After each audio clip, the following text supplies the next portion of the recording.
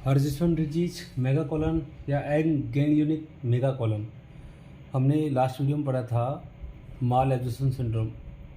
Paediatrics के अंदर GIT में होने वाला डिसऑर्डर माल एब्जॉर्प्शन सिंड्रोम, उसके बारे में जानकारी ली थी। और अब हम पढ़ेंगे हर्जिसन डिजीज या मेगाकोलन या एग गैंग्लियोनिक मेगाकोलन। इस एग गैंग्लियोनिक मेगाकोलन को मेगाकोलन बोलते हैं, इसी को हर्जिसन डिजीज के नाम से जानते हैं। इसके ये 3 नाम इस तरह से फेमस है ज़्यादातर। ठीक है, अब एग गैंग्लियोनिक मेगाकोलन क्या होती है? क्योंकि जो आपकी जो कॉलन होती है, कॉलन के अंदर क्या होता है, उसके ऑल पार्ट्स के अंदर गैंग्लियन सेल्स का एब्सेंस हो जाना। मेसेनर जो सेल्स है एक प्रकार से, या मेसेनर जो प्लेक्सस है, मेसेनर प्लेक्सस या बोल दो, ये एक प्रकार से आपका एरोबिक प्लेक्सस है, वो एब्सेंट हो जाए बिल्कुल ही।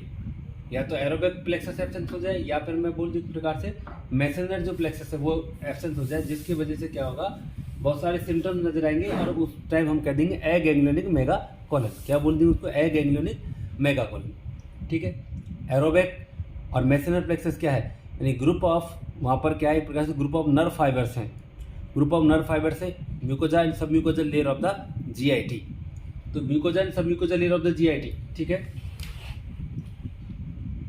म्यूकोजा एंड सब म्यूकोजा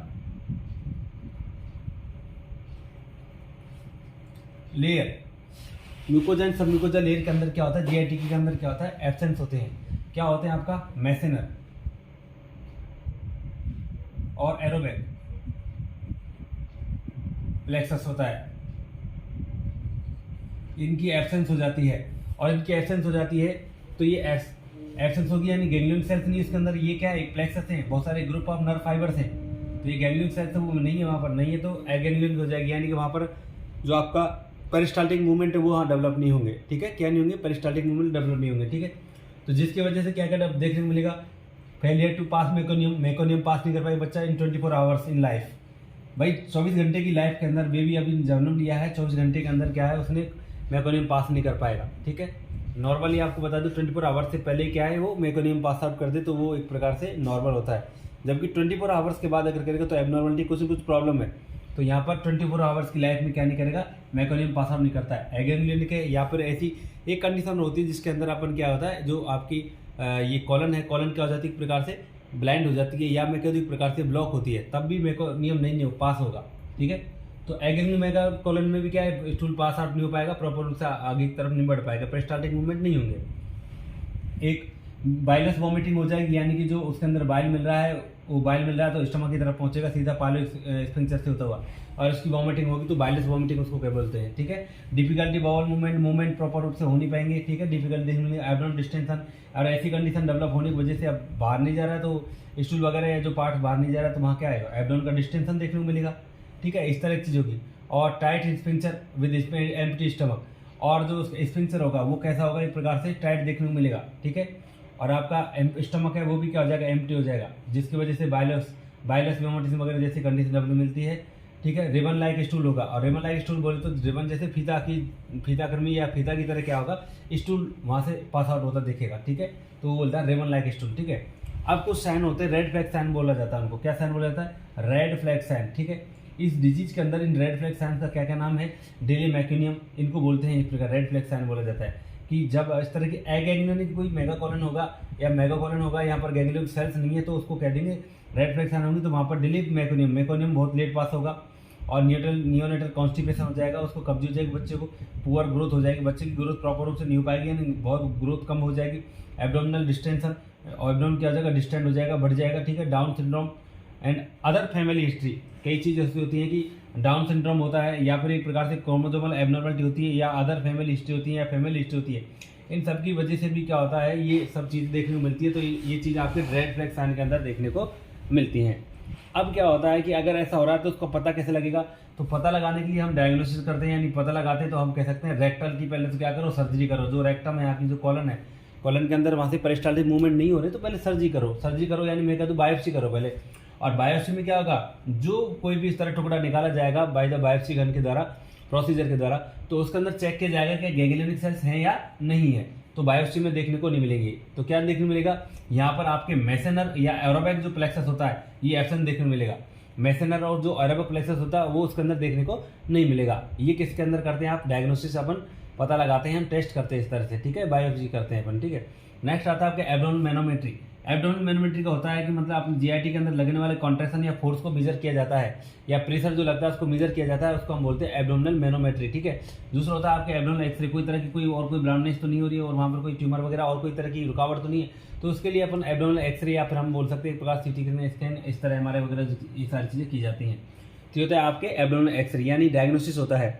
नेक्स्ट आपका आता है कि अब डायग्नोस हो गया, पता लग गया कि उसमें नहीं है सब कुछ, तो सर्जरी की जाती है। और सर्जरी के अंदर क्या करते हैं, हमारी सर्जरी का सबसे पहला मुद्दा ये होता है कि हम सर्जरी करते तो क्या करना चाहिए। उसके अंदर जो सर्जरी करते हैं तो अफेक्टेड पार्ट को क्या कर दो, अफेक्टेड पार्ट को रिमूव कर दो, क्या कर दो, रिमूव कर दो, या फिर क्लोज कर दो उसको बिल्कुल, ठीक है। और क्लोज कर देंगे तो वो चीज़ें डेवलप नहीं होंगी, ठीक है। या फिर कह देंगे एक प्रकार से pull through procedure. Pull through procedure का मतलब होता है कि रिमूव द गैंग्लियन पोर्शन, ये जो गैंग्लियन जो पोर्शन को रिमूव कर दो, बाकी पार्ट को रिमूव, जो बचा हुआ उसको अनास्टोमोसिस कर दो, जिससे क्या है स्टूल पास आउट वो कर पाए, ठीक है। रामेनिक पार्ट को किसी क्या कर दो, एक प्रकार से उसको जोड़ दो, क्लोज कर दो, ठीक है। जिससे हम जिस प्रोसीजर के थ्रू हम जो इस तरह का इसको इस जो म्यूकस मेम्ब्रेन होती है या फिर इस तरह जो मसल वगैरह होती है उनको जोड़ने काम करते हैं, उसको बोलते हैं soap Duhamel and Swenson procedure के अंदर आती हैं चीज़ें। स्वेंसन प्रोसीजर या अपन बोल देंगे स्विस धूमेल प्रोसीजर, ठीक है। तो इसमें क्या करते हैं, आपकी जो सबम्यूकोजल लेयर होती है, सबम्यूकोजा होती है, उसको इससे कनेक्ट किया जाता है और अपन की जो इलास्टिसिटी खींच करके क्या कर देते हैं, इस इंटेस्टाइन को या कॉलन को जोड़ दिया जाता है। ये स्वेंसन प्रोसीजर या फिर सोप धूमेल प्रोसीजर के अंदर आता है, ठीक है। तो हम क्या करते हैं एक्सरे के अंदर, उसके सर्जरी के अंदर, तो सबसे पहले तो कोलोस्टमी करते हैं, ठीक है, क्लोजर कर देंगे। कोलोस्टमी जो भी आपने किया है उस तरह से ओपन किया है, ओपन करने के बाद में उसको क्या करेंगे, ओपन करने के बाद में उसको चेक करेंगे। दूसरा आपके पुल थ्रू प्रोसीजर, अब चेक करने के लिए क्या करते हैं, वहाँ पर क्या है, इसको क्लोज किया जाता है, वहाँ से काट के बाहर निकाल दो, ठीक है। जो पार्ट खराब है या एग्लियन सेल्स उसको काट के निकाल दो और बाकी पार्ट्स को अनास्टोमोसिस कर दो। पुल थ्रू प्रोसीजर, उसी के अंदर भी क्या करते हैं, प्रोसीजर को जो इसके अंदर भी क्या करते हैं, खींच के एक साथ कर देते हैं, उसको एक जगह मिला दिया जाता है, जो अफेक्टेड पार्ट उसको बाहर कर दिया जाता है, ठीक है। और ये प्रोसीजर होता है रेक्टम के अंदर, तो वो उसको हम बोल देते हैं कॉमनली एक प्रकार से pull through Soave Duhamel and Swenson procedure कहा जाता है, ठीक है। हमने देखा एक प्रकार से मेगाकोलन, मेगाकल का दूसरा नाम हर्जेसवन डिजीज, और इसको बोलते हैं एगेंगली मेगाकोलन, ठीक है। एब्सेंस ऑफ मेगाकोलन सेल्स किसके अंदर, कॉलन के पार्ट्स के अंदर, या पूरी जीआईटी के अंदर अपन हो सकता है, लेकिन मैं कह दूंगा एक प्रकार से कॉलन के अंदर देखने को मिलेगा। कॉलन के अंदर तभी तो हमको मेगाकोलन बोल रहे हैं, ठीक है। तो अब ये क्या हो रहा है, म्यूकोसा जो सबम्यूकोस होती है उसके अंदर मेसेनर या ऑरेवक जो प्लेक्सस होता है वो एब्सेंट देखने को मिलता है, ठीक है।